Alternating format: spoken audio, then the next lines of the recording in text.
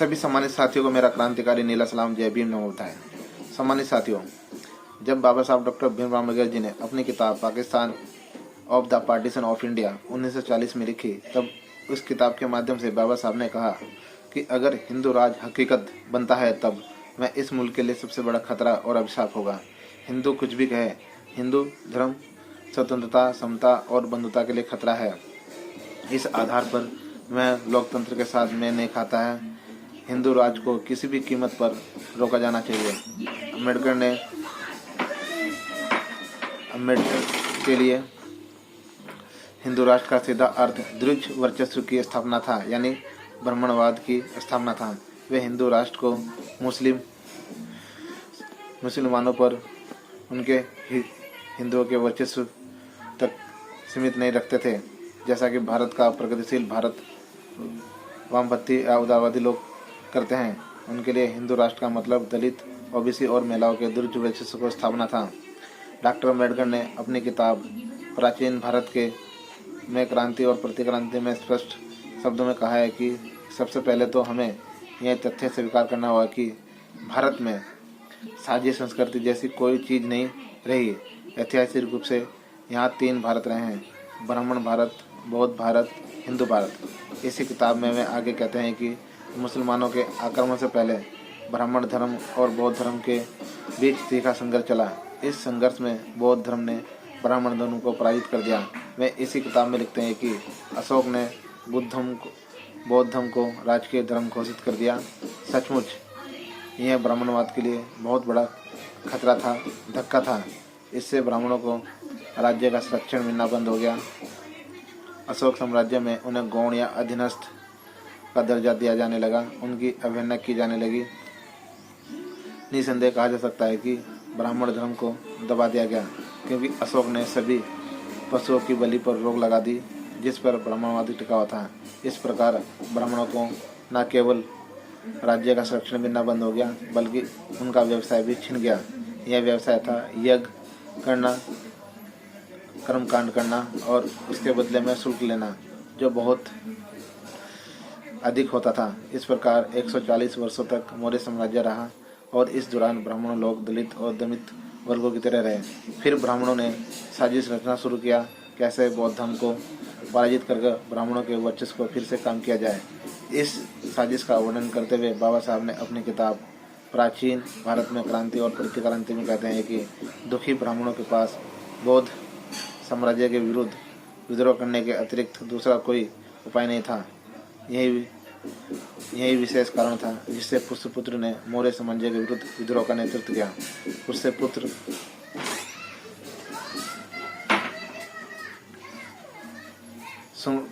सुंग गोत्र का था और सुंग लोग सामवेदी ब्राह्मण होते थे, जो पशु बलि और सोम बलि में विश्वास करते थे।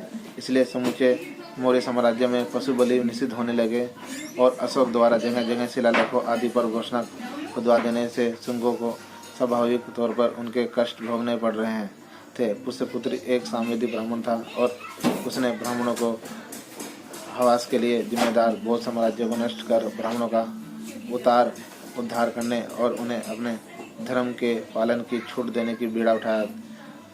तो यह कोई आश्चर्य की बात नहीं है। पुष्यपुत्र द्वारा की गई राजहत्या का उद्देश्य राजदेव धर्म के रूप में बुद्ध धर्म को नष्ट करना और ब्राह्मणों को भारत का संप्रभु शासक बनाना था, जिससे राजा की राजनीतिक सत्ता की सहायता से बुद्ध धर्म पर ब्राह्मण धर्म विजय हो।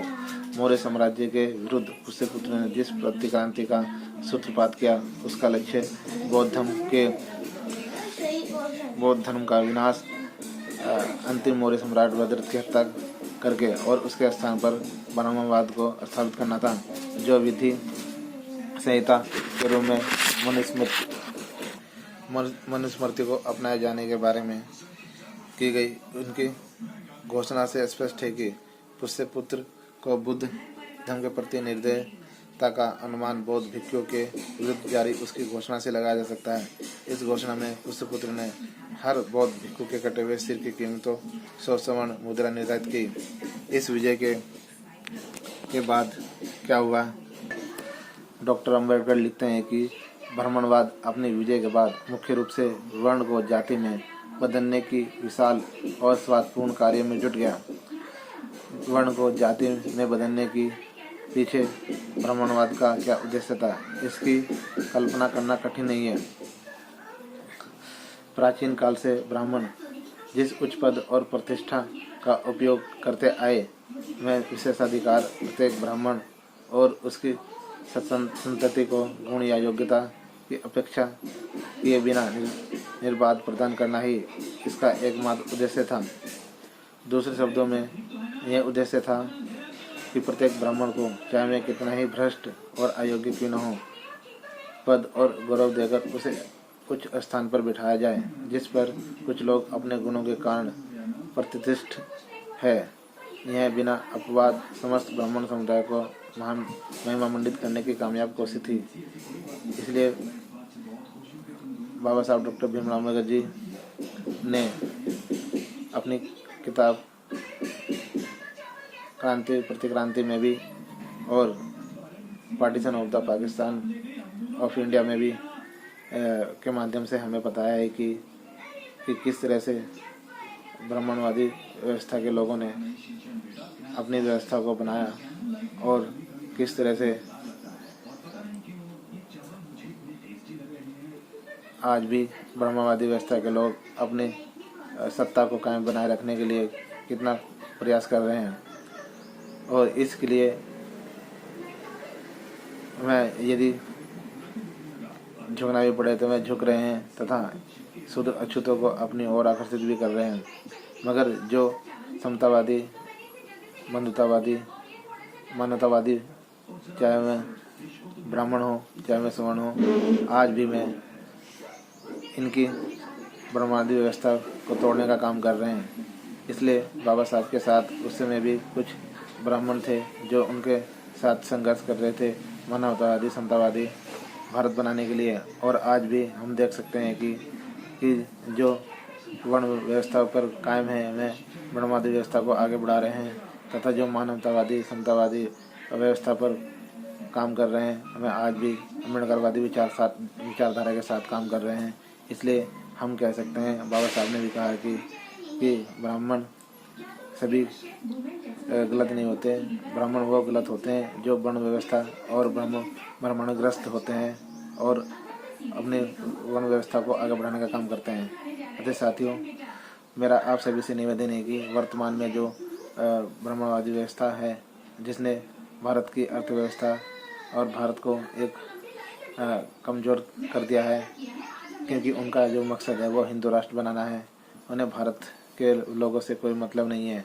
इसलिए आप सभी से निवेदन है कि आप सभी ब्राह्मणवादी व्यवस्था को हटाने की कोशिश करें तथा फिर से एक ऐसी व्यवस्था बनाएं जिसमें सभी का सम्मान हो, मानवता हो, समता हो, बंधुता हो, भाईचारा हो और ऐसे विचारधारा वाली सत्ता लाना है।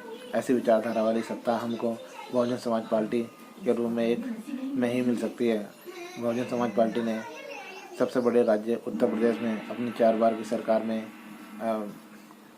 भारत के उत्तर प्रदेश के राज्यों के लिए जो काम किया है, वह आज तक कोई भी सरकार नहीं कर सकती है, क्योंकि बहुजन समाज पार्टी हमेशा भारतीय संविधान पर काम करती है तथा अपने सभी नागरिकों का सम्मान करती है तथा अभी सभी महापुरुषों का सम्मान करती है। इसलिए मेरा आप सभी से निवेदन है कि बहुजन समाज पार्टी को बहुमत के रूप से जिताकर राज्य में भी और केंद्र सरकार में भी लाने की कोशिश करें, क्योंकि बहुजन समाज पार्टी ही भारत को फिर से एक अच्छा भारत बना सकती है, फिर से सोने की चिड़िया बना सकती है। जय भीम, नमो बुद्धाय।